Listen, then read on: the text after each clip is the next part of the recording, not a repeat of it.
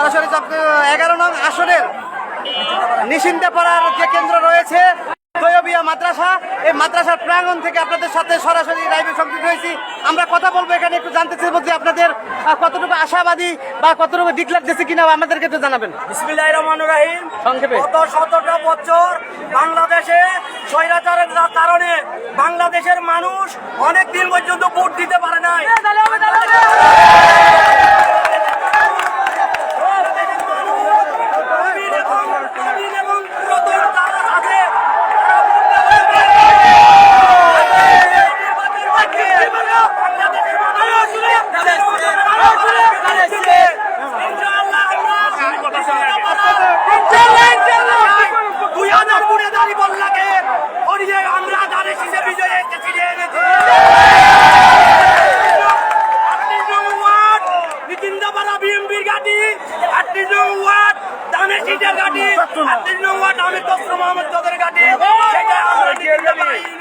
মাদ্রাসা হিন্দুরা প্রমাণ করে দিয়েছি। এই দানের শীতের প্রতীক দিয়ে আমরা আগামী দিনে তারেক রহমানকে বাংলাদেশের প্রধানমন্ত্রী হিসেবে বাংলাদেশে দেখতে চাই। আমরা তারেক রহমানকে প্রধানমন্ত্রী হিসেবে পাঠাতে চাই। সবাইকে অসংখ্য অসংখ্য ধন্যবাদ।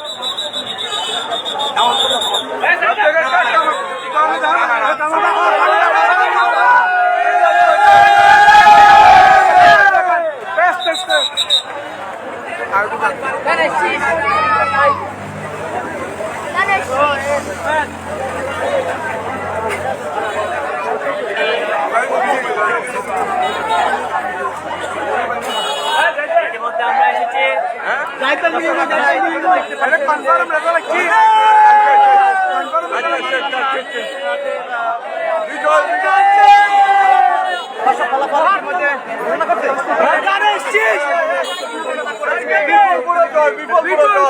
আমি তো সব আমার গাড়ি নিশ্চিত করার গাড়ি আমি গাড়ি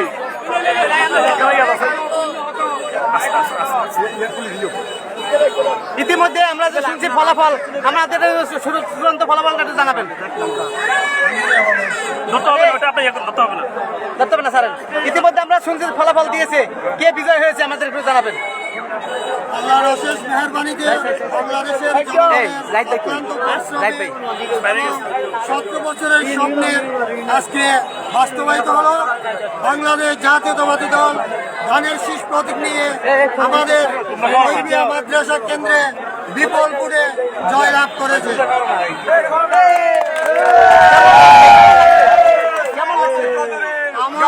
আমির কসুম মাহমুদ চৌধুরীকে আমরা সংসদে পাঠাবো ইনশাল্লাহ, এবং তারেক রহমানকে প্রধানমন্ত্রী করবো ইনশাল্লাহ।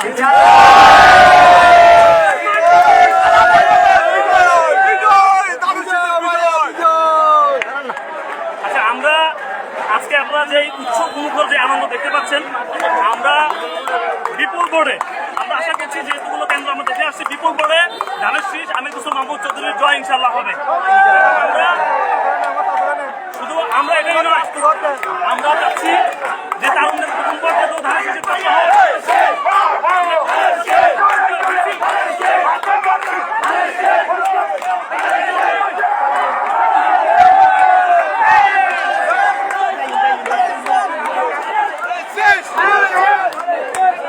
ইতিমধ্যে আমরা শুনছি যে ফলাফল কেমন লাগছে। আবার নতুন ভাগে দেশকে অর্জন করা, এই দেশকে আমাদের কাছ থেকে হারিয়ে গিয়েছিল, আমরা আবার নতুন প্রজন্ম প্রবীণ মিলে এই দেশকে পুনরুদ্ধার করলাম। আমরা ইনশাআল্লাহ এই দেশকে এমন এক পর্যায়ে নিয়ে যাব, বাঙালিরা বুঝতে পারবে যে তারেক জিয়ার হাতে এই দেশটা নিরাপদ এবং খালেদা জিয়ার হাতে এই দেশটা নিরাপদ ছিল।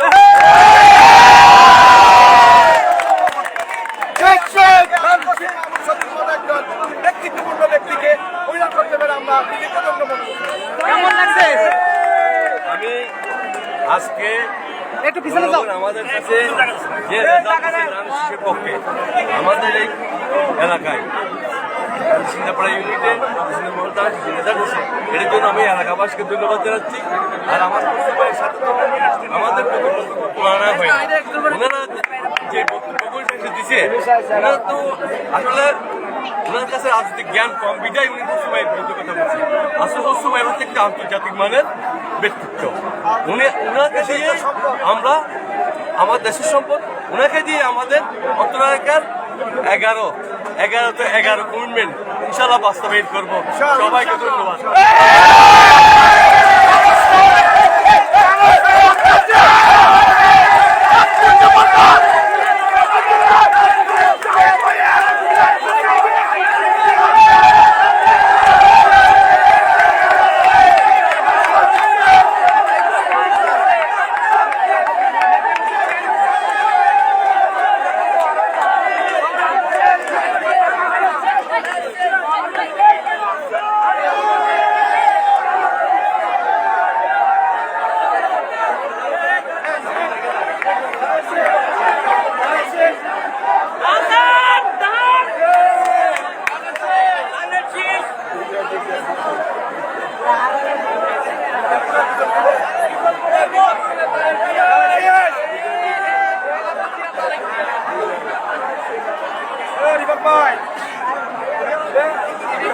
সর্বোপরি যে এই কেন্দ্রের ফলাফল ঘোষণা করেছে কেমন লাগছে?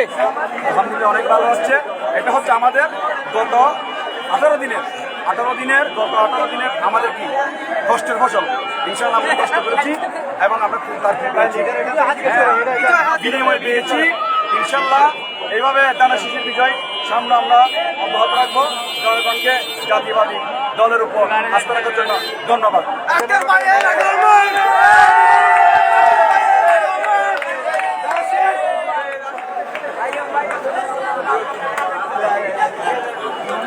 বিসমিল্লাহির রহমানির রহিম। আমাদের 38 নম্বর ওয়ার্ড নিষিদ্ধপাড়া প্রাইমারি এবং মাদ্রাসা তৈরি মাদ্রাসা 1991 থেকে এটা বিএনপির অঘোষিত ঘাঁটি ছিল। এখনো সেভাবে বিএনপির অঘোষিত ঘাঁটি এখনো রয়ে গেছে। তার মধ্যে আমি একটা কথা বলতে চাই, আমাদের নেতা আমির খসরু মাহমুদ চৌধুরী পরিচ্ছন্ন রাজনীতিবিদ, মানব জনগণের হৃদয়ের আইকন। যেভাবে আমাদের দেশে 17 বছর নির্যাতিতর সাথে আজকে বাংলাদেশের জনগণকে একত্রিত করে একটা সুস্থ নির্বাচনের দিকে লক্ষ্যে আজকে 7 বছর যুদ্ধর বিড়ে এই সফলতা উনি চিটাঙ্গর বীর সন্তান হিসেবে আমরা ওনাকে নিয়ে আমরা গর্বিত। আমি একটা কথা বলতে চাই আমির খসরু মাহমুদ চৌধুরী যারা এই রাজনৈতিক অবলম্বনে বিকল্প আর কেউ দেখতেছে না। এরকম আমাদের রাজনীতিবিদ হয়তো আমাদের জন্য চিটাংবাসীর জন্য এটা আমাদের সৌভাগ্য। আমরা ওনার আদর্শকে নিয়ে রাজনীতি আজকে আমার জীবনের বয়সের কিশোর জীবন থেকে 34 বছর ওনার পিছনে রাজনীতি। আমি ওনার সাধারণ কর্মী হিসেবে এখনো পর্যন্ত ওনার পিছনে ওনার আদর্শ নিয়ে আমি রাজনীতি করে আসতেছি।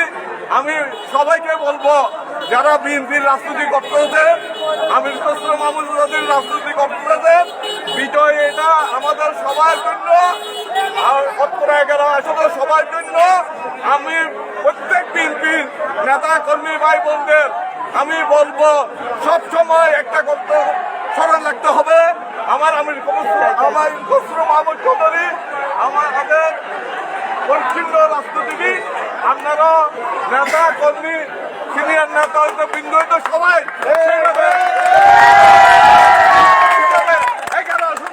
উপহার দিবেন যাতে আমাদের আমির খসরু মাহমুদ চৌধুরীর কেন একটা আসন না লাগে।